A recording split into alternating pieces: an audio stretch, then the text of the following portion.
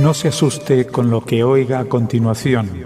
Es el eco del pasado cuando empezaron las emisiones de Radio Sefarad a finales de enero del 2004 y cuyos informativos semanales hemos reunido para revivir lo que entonces pasaba desde la perspectiva de nuestro tiempo.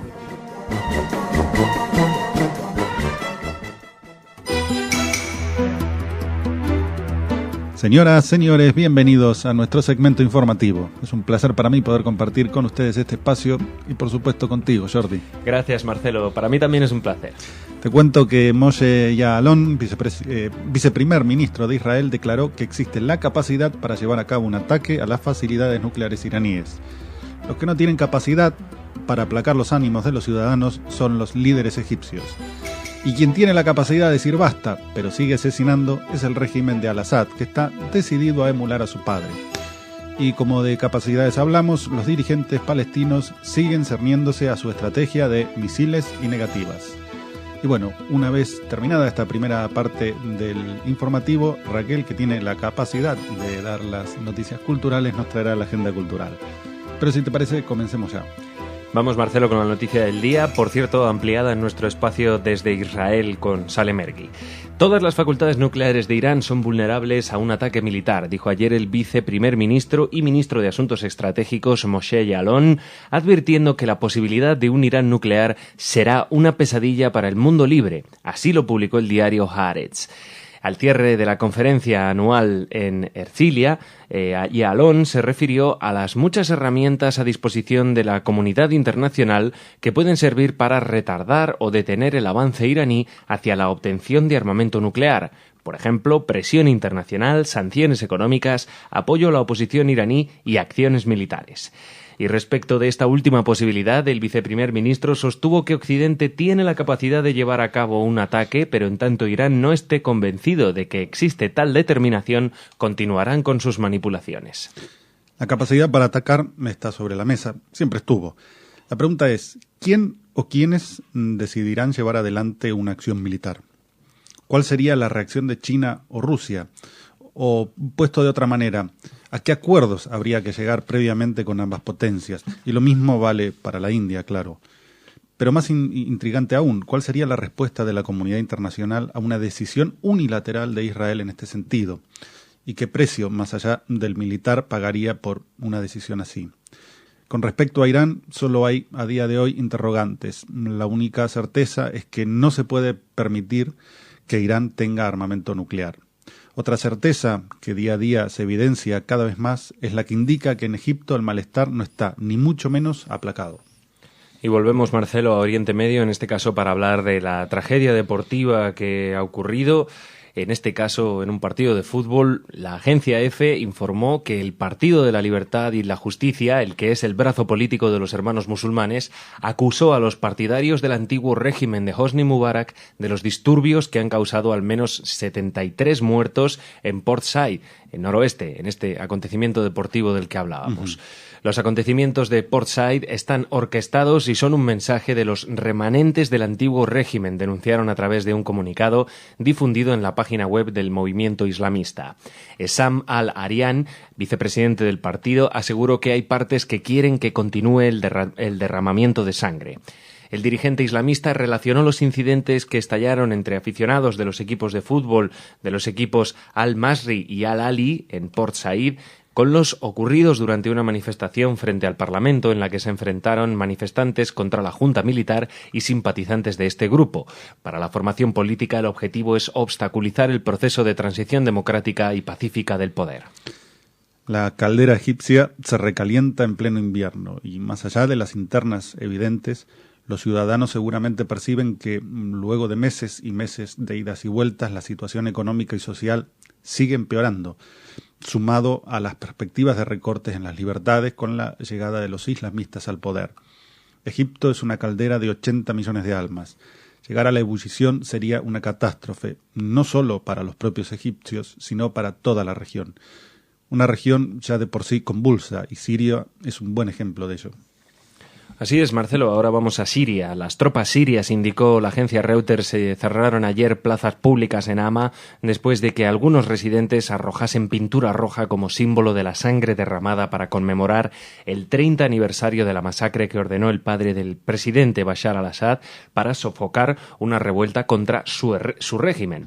El acto de desafío se produjo después de que Rusia dijera que vetaría cualquier resolución de la ONU sobre Siria que considere inaceptable, dejando claro que impedirá una intervención de Siria al estilo libio para acabar con la violenta represión de 11 meses de Assad contra las protestas masivas y la insurrección armada. Activistas en Hama dijeron que camiones de bomberos limpiaron toda la pintura derramada en el suelo durante la noche en recuerdo del ataque de 1982 contra la ciudad, el centro de una revuelta islamista contra el viejo Assad que costó la vida a 10.000 personas. Quieren matar la memoria y no quieren que recordemos, dijo un activista en la ciudad. Pues recordemos, la masacre de Hama ocurrió entre el 2 y el 28 de febrero de 1982, cuando el ejército sirio, bajo las órdenes del presidente de Siria, Hafez al-Assad, llevó a cabo una política de tierra arrasada contra la ciudad de Hama, a fin de sofocar una revuelta de la comunidad suní contra el régimen de al-Assad. La masacre fue conducida personalmente por el hermano menor del presidente, Rifat al-Assad, con una eficacia terrible que puso fin a la rebelión iniciada en 1976 por diversos grupos islámicos, entre ellos los hermanos musulmanes. Unos hermanos que no son tan hermanos, y un hijo, Bashar, que sigue los pasos de su padre. A fin de cuentas, Hafez masacró y continúa en el poder. Todo un ejemplo para el pequeño Bashar. La política de las balas le da más rédito que la de los votos. Como más rédito le dan a los dirigentes palestinos los misiles y la perpetuación del conflicto. Terroristas palestinos dispararon ayer una serie de cohetes, 8 cohetes en concreto, desde la Franja de Gaza contra el sur de Israel tras semanas de relativa calma. Aurora informó que 7 cohetes cayeron en el Consejo Regional Sha'ar HaNegev, activando el encendido de la alarma color rojo. En tanto, otro cohete estalló horas más tarde en una comunidad agrícola de la costa de Ashkelon. Por fortuna, no hubo heridos ni daños materiales. Los líderes de los consejos regionales del sur del país advirtieron que el área situada entre 4,5 kilómetros y 7 kilómetros de la frontera con Gaza está fuera del alcance del sistema de protección antimisiles Cúpula de Hierro. Además, las casas en esas áreas no tienen blindaje en los techos. Esto es lo que puntualizaron los oficiales de estos consejos regionales. El Ejército de Defensa de Israel ordenó a los habitantes del Consejo Regional Sha'ar HaNegev y de la costa de Ashkelon mantenerse a 15 segundos de los refugios. De esta noticia, Marcelo, también habéis hablado en el espacio desde Israel con Sale Mergui. Sí. Sal dio, ese análisis tan profundo y certero que siempre da. Desde el terreno, además. Sí. Muy bien. Y como siempre, Fatah culpa a Israel de las rupturas de las negociaciones de paz, en tanto sus hermanos de Hamas lanzan, o de algún grupúsculo islámico, lanza ataques con misiles contra la población civil. Fatah no quiere entrar en discusiones sobre unas fronteras seguras para Israel, porque en definitiva quiere una paz sin seguridad, es decir, una paz sin paz. Y por su parte, la respuesta de la ONU a este ataque es el pedido del secretario general Ban Ki-moon a Israel para que alivie el bloqueo a Gaza, lugar en el que además fue recibido a zapatazos por decenas de manifestantes. La ONU o bien ha perdido el rumbo o hace gala de un cinismo a prueba de razones. Lo evidente se desdibuja para que lo equívoco tome su lugar, para que la mentira sea lo más parecido a una verdad. Y muy bien, llegados a esta parte, vamos a darle la bienvenida a Raquel y a la Agenda Cultural, pero antes, como siempre, nos despedimos de Jordi. Y como es final de semana, Shabbat Shalom. Shabbat Shalom. Buen fin de semana, Marcelo, y también igualmente para nuestros oyentes.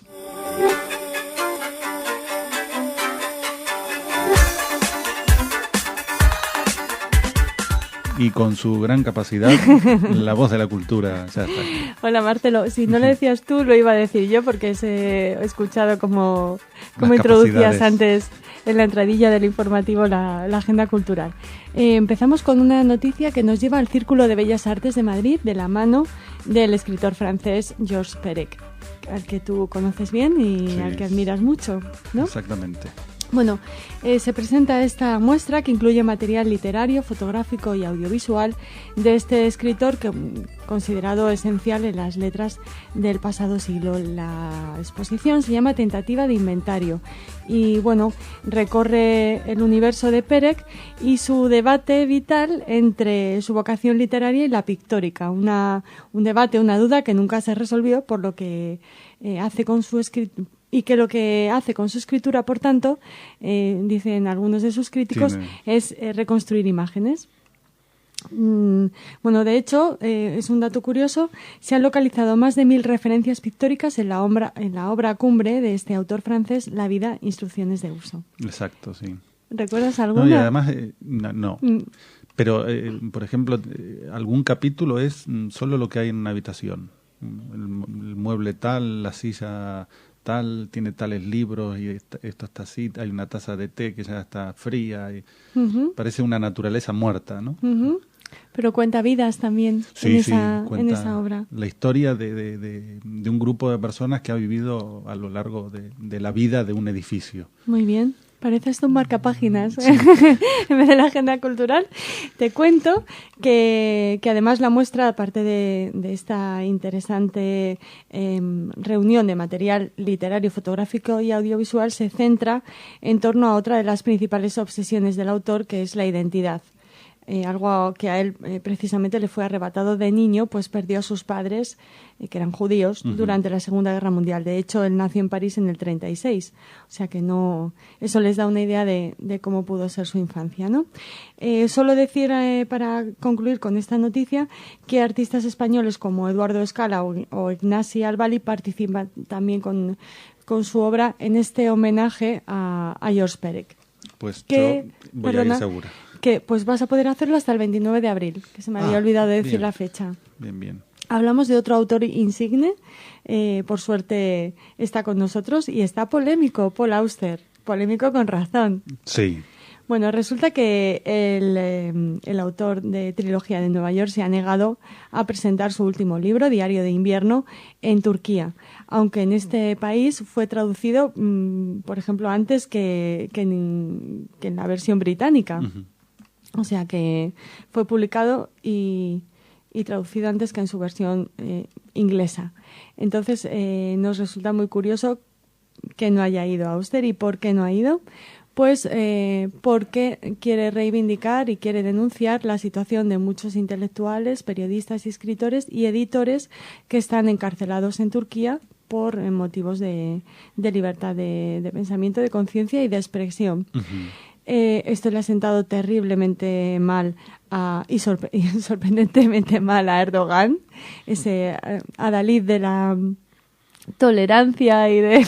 Yo iba a decir otra cosa, pero lo dejo ahí. Vas a recurrir a lo que nos decía una de nuestras oyentes, refiriéndose a Ahmadinejad. Sí. Se le puede aplicar también. Pero bueno, no lo diremos. No. Bueno, algunas perlas de Erdogan. Ha dicho... que vengas o no, ¿qué más da? ¿Acaso perderá Turquía su prestigio? Dirigiéndose a Auster, exacto, se refiere a Auster. Se supone que Israel es un Estado democrático, un país donde la libertad de expresión y las libertades individuales no tienen límite. ¡Qué ignorante eres! Esto estaría bien que se lo aplicara a sí mismo, ¿no? Pero se lo dice a Paul Auster, que bueno, que le ha respondido en el New York Times con un comunicado que se publicó este miércoles y en el que Auster afirma que independientemente de lo que piensa el primer ministro sobre el Estado de Israel, el hecho es que allí hay libertad de expresión y no hay escritores ni periodistas en prisión. Sigue diciendo Auster, hay casi 100 escritores encarcelados en Turquía por no hablar de editores independientes como Ragip Zalakoglu. Y bueno, ahí está la polémica con este libro, Diario de Invierno, y esta valentía de Paul Auster de que no siempre los autores se manifiestan y se posicionan, y en este caso el escritor neoyorquino lo ha hecho. Y bueno, Erdogan dice que no se molestaba, pero parece bastante molesto. Pues sí. Porque salir él mismo a reprocharle a un escritor... Sí. Y no a través de algún portavoz o Bueno, ya sabes que les gusta línea. Mucho ser primera dama y primera diva y primer actriz y primer actor, o sea que... Pero ha vuelto, no sé, porque estaba prima un poco donna. Abandonado, nos había abandonado un poco. Bueno, el joven Erdi. Ya, pero déjale que esté ahí latente cuando menos. Bueno, la última noticia de esta agenda cultural, una muy buena. Esta vez estamos en Israel, pero conectados con Inglaterra, con lo británico, pues porque el Festival de Cine Británico vuelve a Israel después de 2 años de parón. Lo va a hacer en 7 ciudades: Tel Aviv, Haifa, Jerusalén, Sderot, Rosh Pinah, Holon y Herzliya, desde el 4 de febrero al 15 de este mes de febrero. Es una iniciativa impulsada por el British Council en Israel y bueno, se van a poder ver películas como Cumbres borrascosas o el debut como director de Ralph Fiennes, Coriolanus o Perfect Sense, donde interpreta los principales papeles Ewan McGregor y Eva Green. Desde este festival se ha querido poner de manifiesto que para el British Council es un orgullo y una alegría poder estar de nuevo en Israel, y que también esta iniciativa pretende que sirva para fortalecer los lazos que existen ya entre las cinematografías israelí y británica. Así que nada, nos felicitamos por este regreso del Festival Británico de Cine a Israel y nos da mucha envidia a los que puedan en estas 7 ciudades ver 10 películas muy interesantes. Ningunos tontos los ingleses. No. Vieron que el cine israelí iba para arriba y dijeron nos subimos a la ola. Es que son muy de mandato británico, ellos de no dejar escapar las oportunidades. Exacto. Bueno, a Shabbat nosotros Shalom. se nos escapó el tiempo. Sí, Shabbat Shalom. Shabbat Shalom.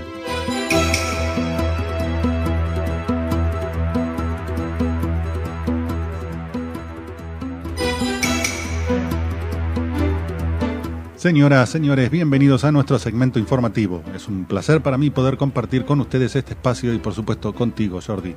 Muchas gracias, Marcelo. Una semana más aquí contigo, compartiendo este espacio de noticias. Y una semana más con Fatah y Hamas, pues parece que luego de tantas idas y vueltas han llegado a un acuerdo de unidad. ¿Qué se traerán entre manos estos nuevos viejos amigos? En tanto, Irán dice que nunca iniciará un conflicto bélico, aunque sus pasos indican todo lo contrario. Amenazas a Israel, a sus países vecinos y a Estados Unidos. Amenazas con cerrar el estrecho de Hormuz, su carrera nuclear, la dialéctica del odio, en fin, casi nada. Y como parece que eso es poco, se han embarcado en nuevas maniobras militares en la zona de Hormuz. Lo dicho, los hechos desmienten sus palabras. Y para terminar, otro atentado con el gasoducto en el Sinai. Por suerte, y como nos informó Dori Lustronen por Israel, se ha encontrado un nuevo yacimiento frente a las costas de Haifa. Una vez terminada esta parte del informativo, Raquel nos traerá la agenda cultural, pero si ya te parece, podemos comenzar. Pues sí, Marcelo, empezamos hablando, como decías, de Al-Fatah y Hamas, que acordaron ayer, según informó el diario Infobae, una conducción transicional hasta las próximas elecciones. Mahmoud Abbas encabezará el gobierno. Así, la Autoridad Nacional Palestina recobra el poder en la Franja de Gaza. El presidente de la Autoridad Nacional Palestina, Mahmoud Abbas, y el jefe del grupo terrorista Hamas, Khaled Meshal, firmaron el acuerdo ayer en Doha. El convenio se concretó en presencia del emir de Qatar, el jeque Hamad Ben Khalifa Al Thani. Según el texto, se prevé la formación de un gobierno de unión nacional para Cisjordania y la Franja de Gaza, dirigido por el presidente Mahmoud Abbas y formado por tecnócratas independientes con el objetivo de preparar nuevas elecciones y supervisar la reconstrucción de Gaza. Bueno, Fatah ya dio la espalda a las negociaciones y ahora llega este acuerdo con Hamas. Seguramente esta maniobra dificultará su posición en Naciones Unidas, ya que Hamas es, para la Unión Europea y Estados Unidos, una organización terrorista. Así que cabe preguntarse qué gana Fatah con este acuerdo y qué gana Hamas. Pero más importante, ¿qué estrategia seguirán? ¿La de Fatah, que hace sin hacer? ¿La de Hamas, que promueve la violencia pero se encuentra en una suerte de impas? ¿Esta unión es un indicio de un retorno a la estrategia de la intifada, acaso? Una manera, tal vez, de que los descontentos que se contagian de un país musulmán a otro queden desactivados antes de que siquiera comiencen. una manera quizás de marginar a los grupúsculos de la yihad islámica y de los salafistas que van teniendo mayor presencia en Gaza y que operan fuera del control de Hamás. Como sea, Fatah y Hamás son muy buenos enemigos. Y ahora vamos con otra noticia, en este caso relacionada con Irán. La agencia EFE dio a conocer las declaraciones del embajador de Irán en España, Morteza Safari. No creo que haya un enfrentamiento bélico. Irán no dará el primer paso en ese sentido. No estamos a favor de que haya una guerra, pero si alguno de nuestros enemigos, como Israel, comete el error de atacar con toda seguridad de forma categórica, Irán defenderá sus derechos, manifestó este diplomático. Safari opinó que el aumento de la tensión entre Estados Unidos, Israel e Irán es más bien una forma de crear una guerra psicológica contra las autoridades de Teherán, pero Irán no se deja vencer por esos climas y esas tensiones. Safari consideró además que han valorado la realidad actual y las contradicciones internas de Estados Unidos e Israel y hemos llegado a la conclusión de que no están en condiciones de actuar militarmente contra Irán. En definitiva, no dijo nada. O sí, mintió. Irán ya ha dado el primer paso hacia un enfrentamiento bélico. Cada vez que su presidente Mahmoud Ahmadinejad amenaza con borrar a Israel del mapa, está declarando la guerra a Israel. El hecho de que estén en una desesperada carrera para obtener armamento nuclear así lo indica. Irán con armamento nuclear no es una amenaza, sino un peligro muy real de un nuevo genocidio. Un indicio más, un país que no tiene intenciones bélicas no habla de enemigos. Los enemigos solo son necesarios para un enfrentamiento. Bien distinto es tener relaciones tirantes o menos estrechas con otra nación. Esa dialéctica también habla de un paso ya dado. Seguimos en Irán, Marcelo. El vicecomandante de los Guardianes de la Revolución iraní, el general Hussein Salami, afirmó, según la agencia EFE, que Irán atacará cualquier posición desde la que se realice un ataque contra su territorio, al comentar las maniobras que se iniciaron el sábado en el sur del país, cerca del estrecho de Hormuz. Cualquier punto de origen de una ofensiva enemiga contra la República Islámica se convertirá en objetivo de un asalto recíproco de las unidades de asalto de los Guardianes de la Revolución, recalcó Salami en declaraciones difundidas por la agencia local MER. Según él, las maniobras, denominadas Hamiyan-e-Belayat, apoyo al liderazgo religioso, son una respuesta a las amenazas de potencias ajenas a la región, en referencia, sin citarlos, a Estados Unidos y a Israel. Bueno, retomando la noticia anterior, es dable inferir que no darán, nótese el tiempo futuro, el paso inicial, porque ya lo han dado. Ya transitan ese sendero. Cada maniobra en una zona sumamente sensible es una provocación, es una estrategia de un boxeador durante el primer asalto que mide a su contrincante. Cada amenaza es un nuevo paso en esa dirección. Es además muy llamativa la denominación de las maniobras, cuando es por todos conocido el enfrentamiento entre el poder religioso y el político. Tal vez solo sea, en definitiva, una manera de llevar el conflicto al plano religioso. Y terminamos en Egipto con una noticia que ya hemos dado realmente. Una nueva explosión, informó Aurora, dañó el gaseoducto que transporta gas natural desde Egipto hacia Israel. La tubería que también suministra gas a Jordania fue atacada al menos 12 veces desde la caída del presidente egipcio Hosni Mubarak en 2011. Este último atentado terrorista tuvo lugar en la zona de Masaed, al oeste de la ciudad de El Arish, situada sobre las costas del mar Mediterráneo. La situación de seguridad en Egipto se ha vuelto mucho más frágil desde la caída de Mubarak, al mismo tiempo que la presencia policial se ha visto reducida. En noviembre, Egipto anunció que reforzaría la seguridad a lo largo de la tubería, instalando dispositivos de alarma y reclutando patrullas de las tribus beduinas de la zona. Es vital para la seguridad energética israelí que encuentre una fuente alternativa de gas hasta tanto las plataformas sobre el Mediterráneo comiencen a producir lo necesario para autoabastecerse. No puede supeditar esta seguridad a las promesas egipcias, máxime cuando las tensiones han vuelto a dispararse en el país vecino, y la península del Sinai parece haberse convertido en un santuario terrorista. Muy bien, llegados a este punto del informativo, vamos a darle la bienvenida a Raquel y a la agenda cultural, pero antes nos despedimos de Jordi. Bueno, Marcelo, mañana vendremos con más noticias. Mañana más.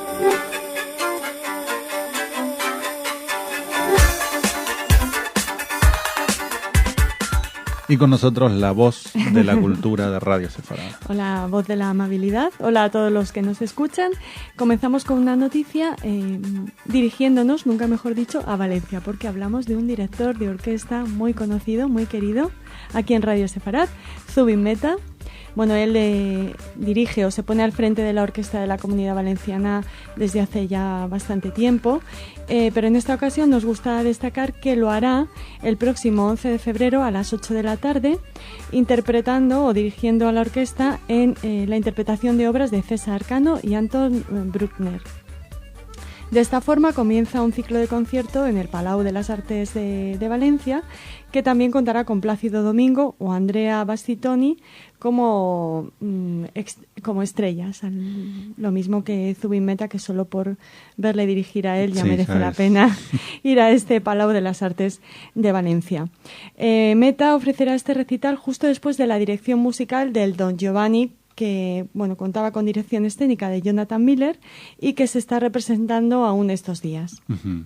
Así que destacar de Zubin Mehta que, aparte de ser uno de los directores más prestigiosos de la escena de la música clásica actual, pues es una persona que a través de la música también lleva a cabo proyectos de integración entre árabes judíos y es un personaje interesante, carismático. Muy querido en Israel. Mucho.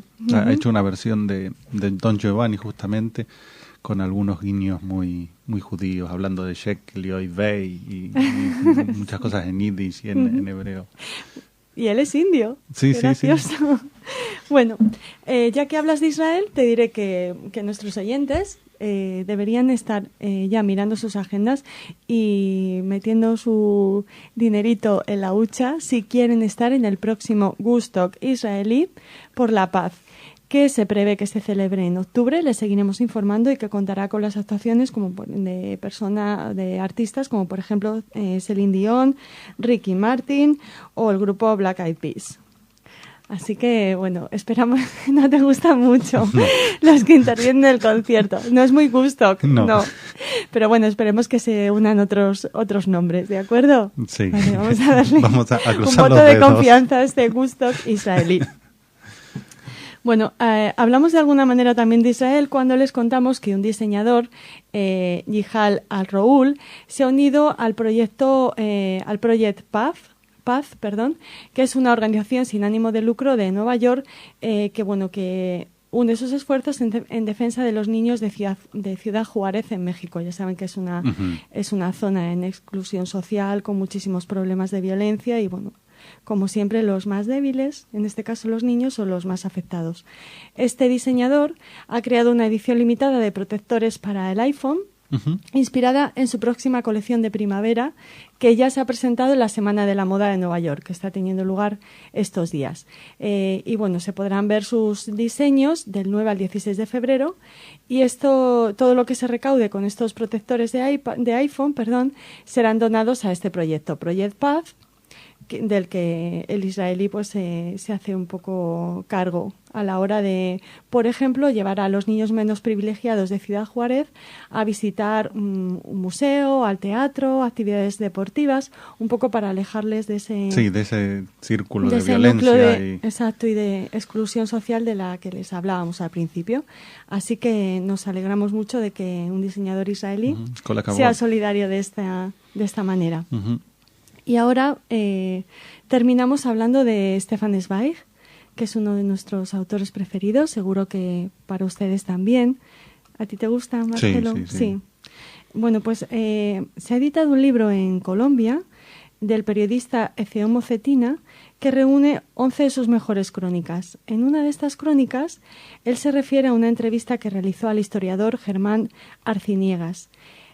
Durante el transcurso de la entrevista, Arciniegas le comentó a Cetina que él tuvo en su mano, o que de alguna manera estuvo muy cerca de salvar del suicidio a Stefan Zweig. Como saben, en Brasil, ¿no? Sí, él se exilió, no sé si primero a Londres y luego a Brasil, me suena, o directamente a Brasil. Finalmente llegó a Brasil y fue allí donde decidió acabar con su vida. Por lo visto, Germán Arciniegas, este historiador, y el escritor mantuvieron una relación de amistad que se reflejó en unas cartas, en concreto 6, destacadas o destacables porque se hablaba no del suicidio, pero sí del estado en el que se encontraba Stefan Zweig. Él hablaba sobre el deterioro moral, de lo mal que se sentía al ver cómo la Alemania nazi iniciaba su holocausto. Dice el autor del libro, Zenobo Cetina, que esas cartas son de una intensidad única y demuestran cómo uno de los grandes autores de la literatura era también un maestro en conservar las grandes amistades, porque realmente esas cartas son un homenaje a la amistad. Entonces estamos deseando leer no sé si estas cartas, porque no sé si verán la luz, me imagino que las tendrá el historiador, o la crónica en la que se habla de estas cartas. Pues de cualquier manera conoceremos mejor cartas de Stefan Zweig. Hay un libro de cartas. Él tenía una muy buena amistad con Hermann Hesse, y hay un libro de cartas maravilloso, que es muy lindo. Y ahí se puede ver, un poco su forma de ser, su forma de pensar. Sí, y cómo entendía la amistad, lo que dice Cetina. Pero en concreto estas cartas sí que nos mostrarían esos últimos días años. O días. Esa última temporada y cómo veía ese mundo de ayer, ¿no? Stefan Zweig. Les esperamos en el mundo de mañana. Sí, esto es así. No nos falten.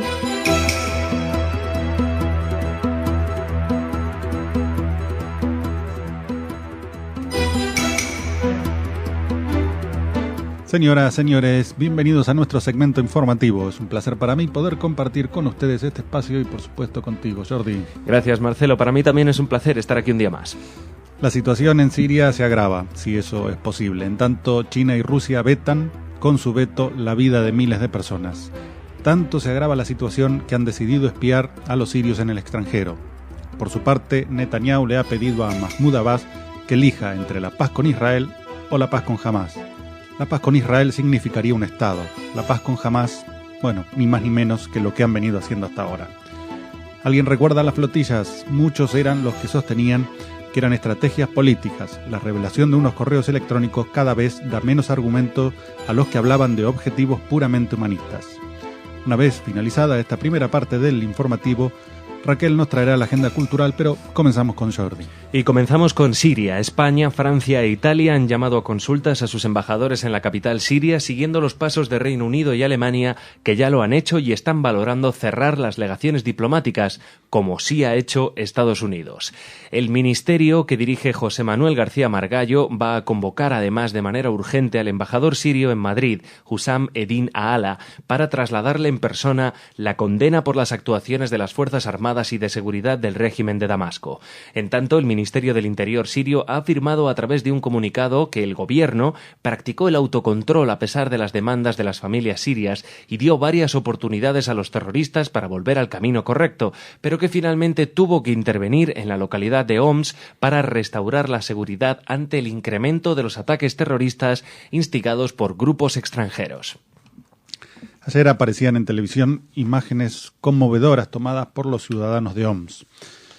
Y yo me pregunto, ¿la vida de los niños que aparecían en las mismas no vale nada para estos humanistas de bolsillo que se llenaban la boca y se llenan difamando a Israel? ¿Cómo es posible que no hayan organizado aún una flotilla para socorrer a los sirios? En tanto, en Siria se asesina como si la vida ya no cotizara en los mercados de las emociones. ¿Cuál es el temor de actuar ante esta masacre?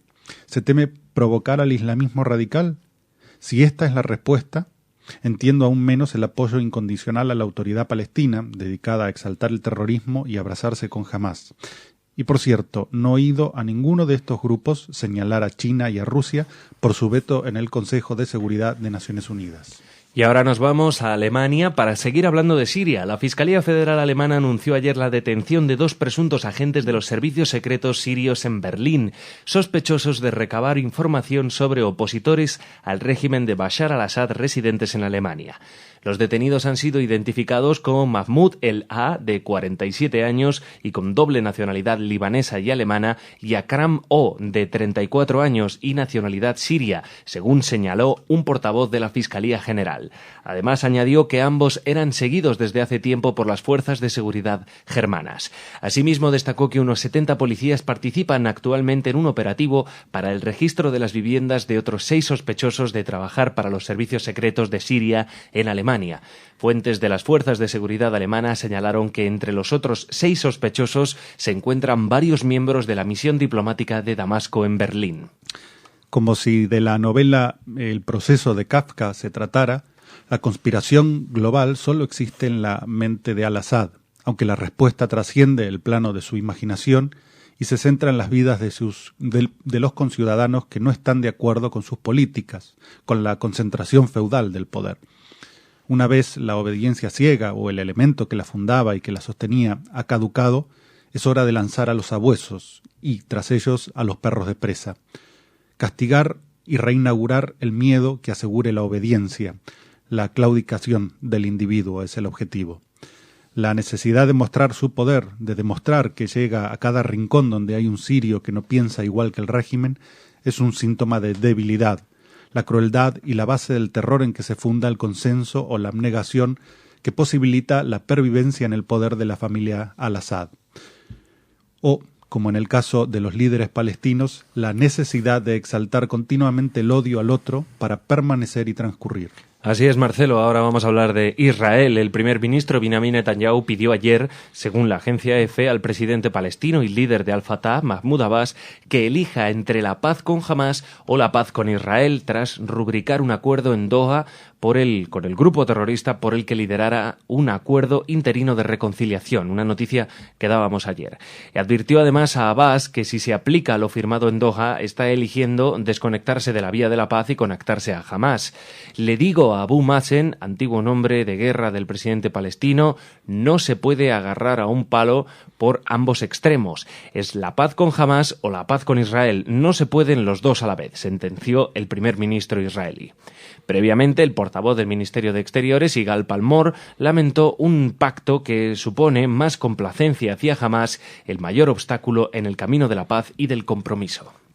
Muchos se preguntarán, ¿y por qué esta preocupación por este acercamiento entre Fatah y Hamás? Pues muy bien. En el preámbulo de la Carta Fundacional, Hamás dice: Israel existirá y continuará existiendo hasta que el Islam lo destruya, de la misma manera que ha destruido a otros en el pasado.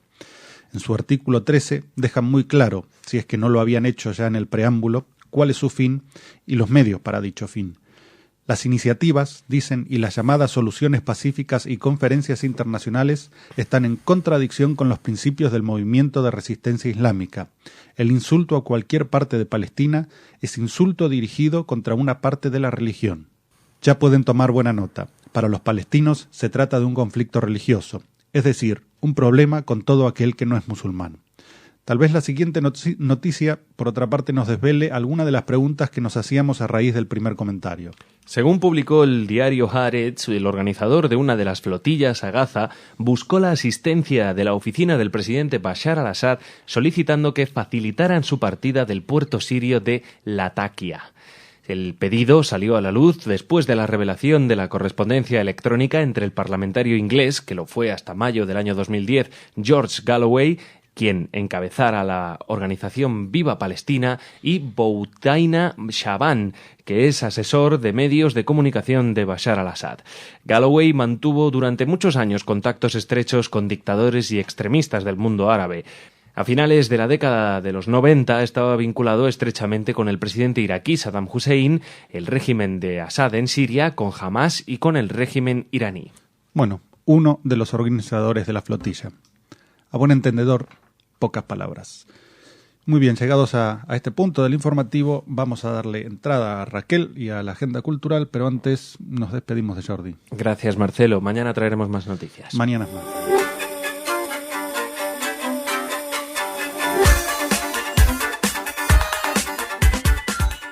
Y para cambiar el tono, ya está con nosotros. ¿Qué Hola, iba a decir? Marcelo, La una voz de la tontería. cultura. Ibas a decir No, una ¿cómo que tontería. tontería? Bueno, empezamos rápido, que tenemos muchas propuestas para nuestros oyentes. Nos vamos a Barcelona. Allí ya ha comenzó el día 6 de febrero, se prolonga hasta el 13, 20 y 27, los lunes de Israel en Amics de la UNESCO. esta fundación, esta asociación, Amigos de la UNESCO, que se relaciona con Israel en una curiosa entente, ¿no? Porque, bueno, sí, ya hemos hablado aquí de que no siempre la UNESCO es muy amigable con Israel. Pero en este caso, el 13 de febrero es la cita más próxima y nos proponen Israel visto desde Europa. Europa, que no se entiende si la cultura judía es el continente donde sucedió el Holocausto. Décadas después del genocidio de 2/3 de los judíos europeos, Europa tiene el posicionamiento de siempre. O bien ha aprendido a comprender el estado del pueblo judío. Esta es la tesis de la conferencia de Agustí Colomines, que es profesor de Historia Contemporánea de la Universidad de Barcelona. Esta es la propuesta que nos hacen desde Amics de la UNESCO y si quieren más información la pueden obtener en la página web de esta asociación. Las conferencias se dictan en el Instituto Europeo de la Mediterránea, que está en la calle Girona 20. Muy bien. Ahora hablamos de fotografía, de un maestro, de Helmut Newton, que seguro que muchas de las imágenes que ahora mismo les vienen a la cabeza son ya iconos de no solo de la moda, sino del propio siglo XX, ¿no? De las figuras más legendarias del siglo XX. Esas imágenes que muchas veces aparecían en revistas de moda femeninas, como pues las grandes Vogue, el Vanity Fair, también en Playboy, y que hizo este judío de origen alemán que tuvo que escapar de Alemania por la llegada de los nazis, que pasó pues una etapa desconocida, un tanto misteriosa en Australia, y que de repente aparece en París con un Porsche y una cámara de fotos, y ahí empieza su leyenda. Se ha editado un libro, es la segunda edición de Fotopoch, Helmut Kohl. Hablamos de alemanes. Con fotos de Angela Merkel. Bueno, no sé qué éxito podrían tener. No. Bueno, en algunos círculos seguro, ¿no? Pero muy extraños. Bueno, Helmut Newton, perdónenme, son 61 fotografías y notas biográficas y el prólogo está escrito por Karl Lagerfeld, otro alemán y otra figura muy importante de la moda. En este prólogo Lagerfeld recoge algunas declaraciones de Newton, como por ejemplo que él no pretendía hacer arte, que siempre trabajaba por encargo y que según el fotógrafo no había que buscar mensajes en sus fotos porque era lo que fotografiaba, no requería explicación.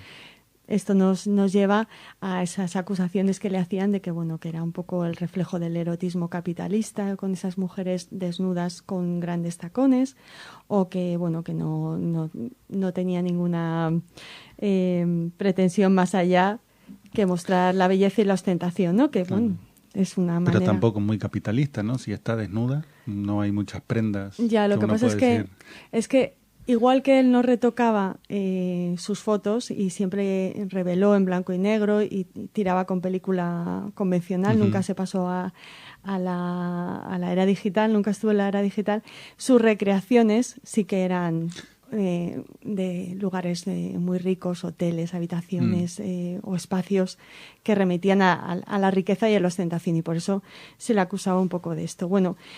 Como en sus fotos él siempre se rodeó de lujo y su muerte es seguro que lo recuerdan, se estrelló con su Porsche, esta vez en un Cadillac, llegó a París en un Porsche y dejó la vida en un Cadillac en un muro de Sunset Boulevard.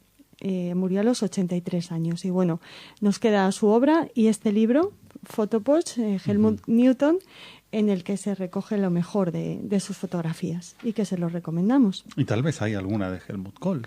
Tal vez lo ¿Quién fotografió sabe? alguna vez. Él fotografió a Dalí, a David Lynch, a Jean-Marie Le Pen, al propio Karl Lagerfeld y y a todas las bellezas y a las top models las de Vogue eran del siglo famosas, XX. las fotos. Muy lindas. Son bellísimas, sí. Ahora nos vamos a Punta del Este, como si fuéramos bonaerenses. Vamos a veranear. Vamos a veranear y vamos a ver cine, porque mañana se clausura el 9º Festival de Cine Judío de Punta del Este. Ha sido un festival muy interesante, por eso nos queríamos referir a él en este informativo, aunque sea ya cuando se está clausurando. Se han visto películas como El barrio de los judíos, este documental tan interesante de González Rodríguez Fábregas, que se refiere al famoso barrio de Montevideo, Reus, que es un poco como el 11 de Buenos Aires. No sé, Marcelo, ¿tú lo conoces? No, mejor? Montevideo no.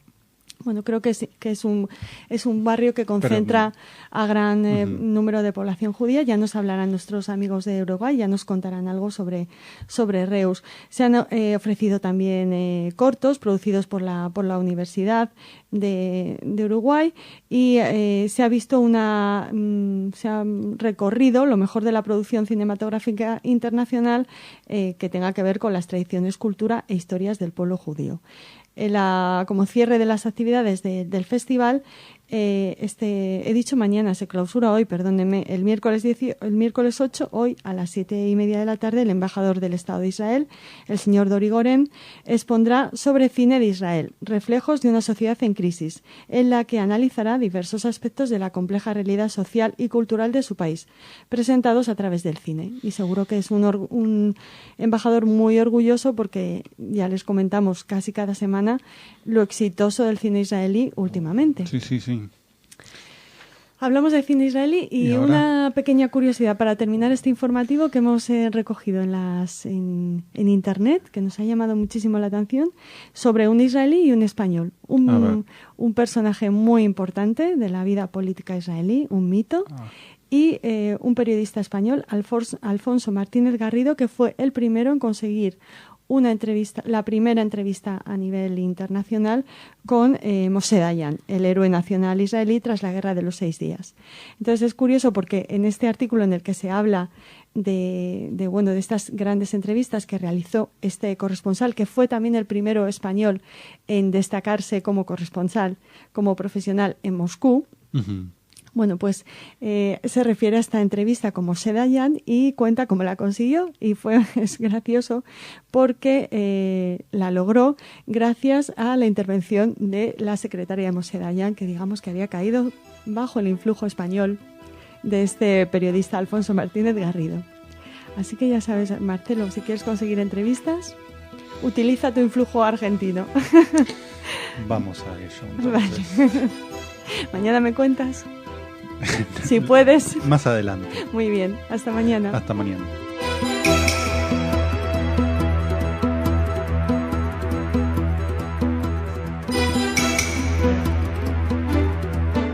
Señoras, señores, bienvenidos a nuestro segmento informativo. Es un placer para mí poder compartir con ustedes este espacio y por supuesto contigo, Jordi.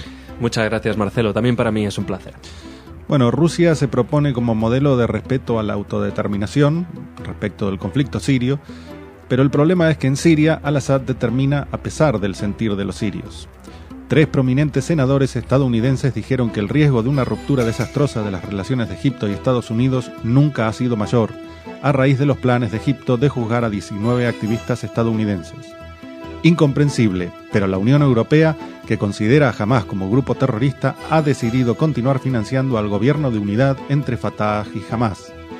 Y finalmente, un sitio web con estrechos vínculos con el ayatolá Ali Jamenei advirtió que la posibilidad de eliminar al material corrupto de Israel no debe perderse, y luego defiende un ataque preventivo contra Israel debido a las amenazas de que son objetivo. Una vez finalizada esta primera parte del informativo, Raquel nos acercará la agenda cultural, pero empecemos ya con Jordi. Y empezamos, como anunciabas, con Rusia. El gobierno ruso reaccionó ayer con vehemencia, según el diario El País, a la lluvia de críticas recibidas tras su veto a la resolución sobre Siria en el Consejo de Seguridad de la ONU. El ministro de Asuntos Exteriores, Sergei Lavrov, contraatacó advirtiendo que la comunidad internacional no debe predeterminar la resolución de la situación siria. Tratar de determinar el resultado del diálogo nacional sirio no es un asunto que le corresponda a la comunidad internacional, dijo Lavrov, que criticó a los países países europeos que retiraron a sus embajadores de Damasco. Posteriormente, el primer ministro ruso, Vladimir Putin, endureció la réplica rusa afirmando que la comunidad internacional no debe interferir con los asuntos internos sirios, que el escenario libio no debe repetirse en Siria y que en Libia se están cometiendo crímenes horribles. Hay que dejar que la gente decida su futuro por sí misma, dijo Putin. Bueno, una solución muy a la rusa. El diálogo nacional sirio es un eufemismo de los tanques bombardeando a la población civil. A fin de cuentas, los sirios repiten a una escala menor lo que los rusos hicieron en Chechenia, una guerra que acabó con la vida de más de 100.000 personas en un lapso de 13 años. Así que cuando Putin dice que la gente decida su futuro por sí misma, está diciendo: silencio, ejército trabajando. Y ahora vamos a hablar de una noticia que hemos recogido de la BBC Mundo, quien dio a conocer que 3 prominentes senadores estadounidenses dijeron que el riesgo de una ruptura desastrosa de las relaciones de Egipto y Estados Unidos nunca ha sido mayor. La advertencia se dio como resultado de los planes de Egipto de juzgar a 19 activistas estadounidenses que luchan en pro de la democracia. Las 19 personas son parte de 43 individuos acusados de recibir fondos internacionales para fomentar los disturbios en Egipto. El martes, una delegación militar egipcia se retiró de una reunión en Washington con los senadores, entre quienes estaba el excandidato presidencial republicano John McCain. La Casa Blanca advirtió que juzgar a los activistas tendrá consecuencias en las relaciones bilaterales. Las ONG son puestas en entredicho en el mundo islámico cada vez que actúan en su contra. Y aún así, siguen apoyando a los dirigentes palestinos que siguen las mismas corrientes ideológicas y las mismas líneas de acción. Quizás alguna vez terminen por darse cuenta, si es que antes no acaban con ellos. La Unión Europea espera continuar su apoyo, incluyendo la asistencia a través de financiación directa de un nuevo gobierno palestino que debe apoyar el principio de no violencia, dijo, según informó European Jewish Press, Michael Mann, portavoz de la jefa de política exterior Catherine Ashton. Las declaraciones llegaron después del anuncio de un acuerdo de unidad entre Fatah y Hamas. La Unión Europea es el principal donante de la Autoridad Palestina, proveyendo actualmente $450 millones al año, en lo que se supone es ayuda para los refugiados y para medidas conducentes a construir un Estado. Hay que recordar que el grupo terrorista Hamas no ha aceptado los 3 puntos mínimos demandados por la comunidad internacional: el reconocimiento del derecho de Israel a existir, abandonar el terrorismo y aceptar los acuerdos previos entre israelíes y palestinos. Voy a insistir, Hamas es un grupo terrorista según la propia Unión Europea, con lo que de esta manera se estará financiando la violencia en Oriente Medio. Ayer mencionábamos el preámbulo de la Carta Fundacional de Hamas y uno de sus artículos. Estaría bien que los parlamentarios europeos lo leyeran o lo volvieran a leer, porque si en el pasado Europa ya no formó parte de la solución, con esta actitud sin duda sí formará parte del problema. La financiación es una herramienta poderosa y vital para evitar que los palestinos continúen dándole la espalda a las posibilidades de construir la paz. Es lamentable la postura de la Unión Europea, que así, cada vez más, muestra no una buena predisposición hacia el pueblo palestino, sino una muy mala hacia Israel. No importa lo que hagan los líderes palestinos, siempre son premiados. No importa lo que hagan, siempre ganan. Y terminamos con una noticia que hemos recogido del diario inglés Daily Mail, que informó de un sitio web con estrechos vínculos con el ayatolá Ali Jamenei. Ha explicado por qué sería aceptable matar a todos los judíos y aniquilar a Israel. El sitio web Aleph ha publicado una doctrina detallando por qué esto sería legal y moralmente justificado. A su vez advirtió que la posibilidad de eliminar el material corrupto de Israel no debe perderse y que solo tomaría 9 minutos para limpiarlos. El redactor del panfleto, que es un especialista en estrategia de Jamenei, Alireza Forgani, sostuvo que se trata de una justificación jurisprudencial para que el gobierno islámico de Irán tome luego el timón. El artículo está siendo publicado en la mayoría de los sitios conservadores que son propiedad del Estado, indicando que tiene el apoyo del régimen. La parte principal del texto dice que Irán estaría justificado en lanzar un ataque preventivo contra Israel debido a la amenaza que los dirigentes del Estado judío han lanzado contra sus instalaciones nucleares. Bueno, el mundo patas arriba. Un ataque preventivo para llevar a cabo una amenaza que vienen reiterando desde hace décadas: aniquilar a los judíos y a Israel. El absurdo del absurdo, que bueno, en este caso no da un pensamiento racional, de hablar de material corrupto que debe ser limpiado y en el mismo panfleto postularse como víctimas de una intimidación. ¿Es posible que alguien fuera de Irán y fuera del círculo de fanáticos mesiánicos del régimen pueda tomar por cierto los delirios vertidos en la web? ¿Cómo puede comprenderse, luego de tantísimas muestras de desprecio, odio y de esta predisposición para perpetrar un nuevo holocausto, que un satélite español sirva para hacer llegar el mensaje perverso del régimen iraní a los países de habla española? Muy bien, llegados a esta parte del informativo, vamos a darle la bienvenida a Raquel y a la agenda cultural, pero antes nos despedimos de Jordi. Bueno, Marcelo, mañana traeremos más noticias. Mañana más.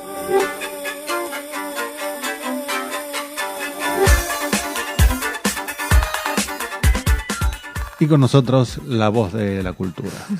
Hola Marcelo, hola a todos los que nos oyen. Nos vamos corriendo a Barcelona. Vamos. Para que apunten en sus agendas y para que planeen un viaje, el día 11 de febrero se convoca la primera visita al CAL de esta ciudad, siempre tan interesante.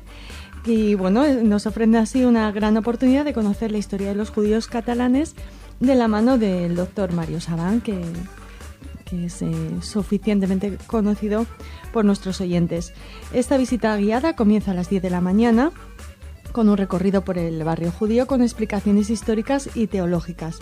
A las 12, cuando ya haya terminado este paseo, Mario Savant explicará la historia judía de Cataluña, la presencia de comunidades judías en los CALs, en las juderías catalanas, desde la antigüedad hasta el fatídico 1492, que supuso la expulsión de los judíos catalanes y españoles. Bueno, y no sé cómo decirlos, sefardíes, no, porque empiezan a ser sefardíes después de la expulsión, los judíos españoles. Los judíos, sí, de los reinos de España. Exacto, también, más correcto. Uh-huh. Bueno, está previsto que la actividad finalice a la 1:30 y lo organiza Tarbut Sefarad. Así que si quieren más información sobre este paseo, este recorrido por el CAL, pues pónganse en contacto con esta asociación cultural. Muy bien. Seguimos en Barcelona, pero cambiamos radicalmente. Y no tanto, porque Mario Savant es un experto en Kabbalah, él da clases y la actriz, bueno, también es actriz, la cantante, la diosa de la música de la que les hablamos ahora, también coquetea con la Kabbalah, con Madonna. El Rabino Berg. Madonna, muy bien. Bueno, Madonna estará en un único concierto en España, en el Palau Sant Jordi de Barcelona, el próximo 20 de junio.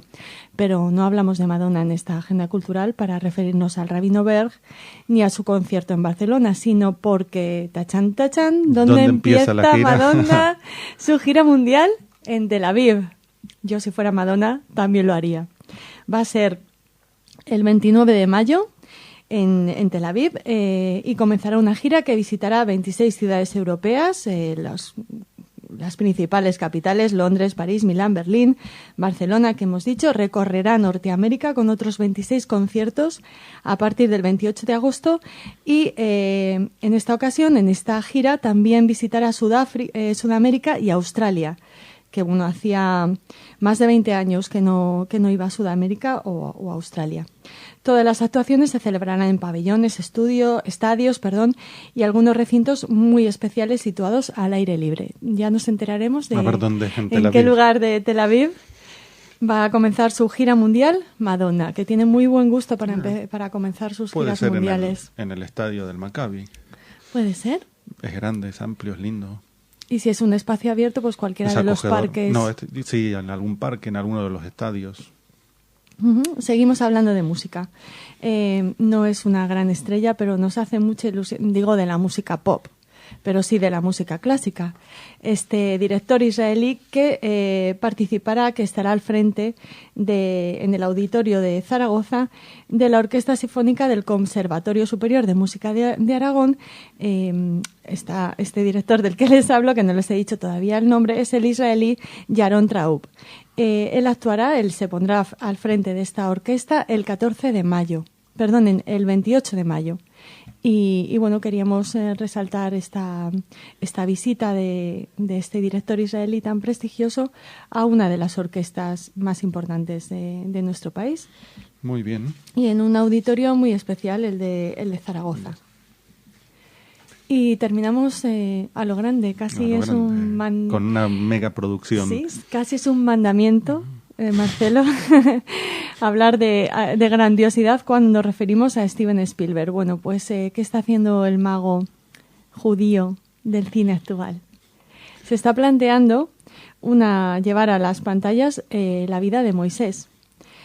La película se llamará Dioses y Reyes y por lo visto Spielberg está cerrando ya las negociaciones finales con Warner Brothers para realizar esta película, para rodarla en principio en marzo o abril de 2013. Han comentado desde la productora que será una película sobre Moisés, pero un poco resaltando el papel de líder espiritual del pueblo judío y su faceta como guerrero, como luchador. La han descrito esta nueva película, Dioses y Reyes, como una mezcla de Braveheart y de Salvar al Soldado Ryan. Ojalá se parezca más a Salvar al Soldado Ryan. Sí, bueno, no sé. Si hay que elegir. ¿Cómo era la de los 10 mandamientos? Los 10 mandamientos es digamos, el relato de Hollywood más famoso de la historia de Moisés y del éxodo de los judíos desde Egipto. Algo más, tal vez, más cercano a esa película con toda la forma moderna de relatar y visual, ¿no? Pero imagínate, Soldado Ryan. Ya, imagínate los efectos que se pueden aplicar ahora cuando se abre el mar para que pasen los judíos en dirección a la tierra prometida. Bueno, no sabemos quién protagonizará este Dioses y Reyes. ¿Y dónde la filmarán? Pues tratándose de Spielberg, yo espero que se haga en Israel y y supongo que en Egipto también. Está la cosa un poco complicada, pero si alguien puede conseguirlo es Steven Spielberg. Así que le deseamos lo mejor y ya les mantendremos informados de esta película, que será un taquillazo seguro. Y por lo menos promete. Sí. Los nombres y el tema. Uh-huh. Y como empezábamos hablando de esta noticia, será un mandamiento. Marcelo, antes de irnos, que no se olviden de que hoy es el concierto de Idan Reichel. No, el día, ¿cuándo es? Espera. El viernes. Hoy es jueves, el viernes, mañana. Antes de irnos, recordar a todo el mundo que el viernes 10, mañana, es el concierto de Idan Reichel en la Sala Clamores de Madrid, que hay que ir, a ver. Yo voy a ir. ¿Tú? Yo también. Esperamos que todos ustedes, los que les guste la música, el proyecto de Idan Reichel, también puedan acercarse a esta sala. Sí, muy buena música. Y otra cosita más, ¿no? Sí, otra cosa más. Este fin de semana estrenamos un espacio nuevo que te decía tu abuelo, que esperamos que les haya gustado, con historias, anécdotas. Y hoy también les proponemos algo muy interesante, en nuestra opinión. I+D + Israel. Un programa dedicado a tecnología y un poco a esos ejemplos de éxito de los que tanto podemos aprender aquí en España. Que tanto hablamos también con Jordi los lunes. Uh-huh. Están las modelos y los ejemplos de éxito de la tecnología israelí. Son casi, en realidad son 3, 4 ejemplos de tecnología y una modelo o modelo. Sí, no más solo, escasos, en menor número, dan si me permites. Vale. Bueno, hasta mañana.